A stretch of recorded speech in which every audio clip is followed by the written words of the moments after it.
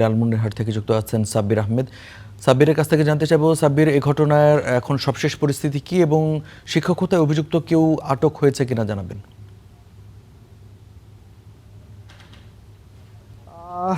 রঞ্জু, আসলে একেবারে হৃদয় বিদারক পরিস্থিতি সৃষ্টি হয়েছে লালমনিরহাটের আদিতমারি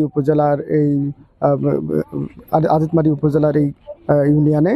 আসলে গত 1 তারিখ লালমনিরহাটের যে দুর্যোগ ও ত্রাণমন্ত্রী রয়েছেন অধ্যক্ষ আসাদুল হাবিব দুলু আলোকিত লালমনিরহাট কর্মসূচি ঘোষণা করেন এবং সেই ঘোষণার সঙ্গে একাত্মতা প্রকাশ করে লালমনিরহাট টেকনিক্যাল কলেজের বিসিএস ক্যাডার শিক্ষক আরিফুল ইসলাম তার এলাকায় মাদক এবং জুয়ার বিরুদ্ধে তিনি সোচ্চার হন এবং স্থানীয় মাদক কারবারি এবং জুয়ারিদেরকে তিনি সতর্ক করেন এবং বলেন যে তোমরা এই অনলাইন জুয়া এবং মাদক কারবারি থেকে নিজেদেরকে বিরত থাকো। এবং এই কারণে কিন্তু আরিফুল ইসলামকে গত মাসে 1 তারিখ 1 আগস্টে তাকে কলেজ থেকে ফেরার পথে তার উপর অতর্কিত হামলা চালায় এবং তার মাথায় ভয়াবহভাবে তিনি আঘাত পান। এরপরে তাকে লালমনিরহাট সদর হাসপাতাল এবং তারপর রংপুর এবং এরপরে ঢাকা এভার কেয়ার হাসপাতালে দীর্ঘ প্রায় 18 দিন চিকিৎসা শেষে তিনি গতকাল 21 আগস্ট তিনি ইন্তেকাল করেছেন। আপনাকে জানিয়ে রাখি যে এর মধ্যে তার অন্তঃসত্ত্বা স্ত্রী গত 6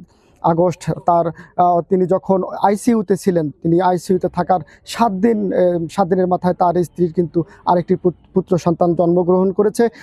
যে শিশুটি তার বাবাকে একেবারে ছুঁয়ে দেখতে পারল না এবং তার বাবাও তার সন্তানকে দেখতে পারেনি।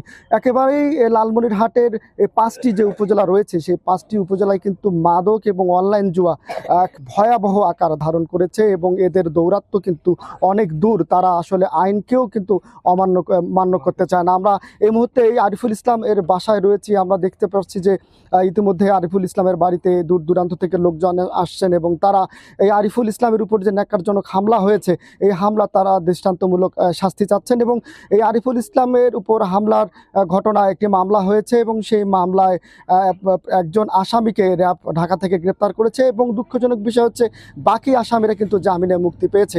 আচ্ছা, গতকালকে আরিফুল ইসলাম যখন তার মৃত্যুর খবর এলাকায় আসে তখন উত্তেজিত জনতা এই 4 জন যে হত্যাকারী রয়েছে সেই হত্যাকারীর বাড়িতে অগ্নিসংযোগ করে এবং তাদের বাড়িঘর পুড়িয়ে দেয়।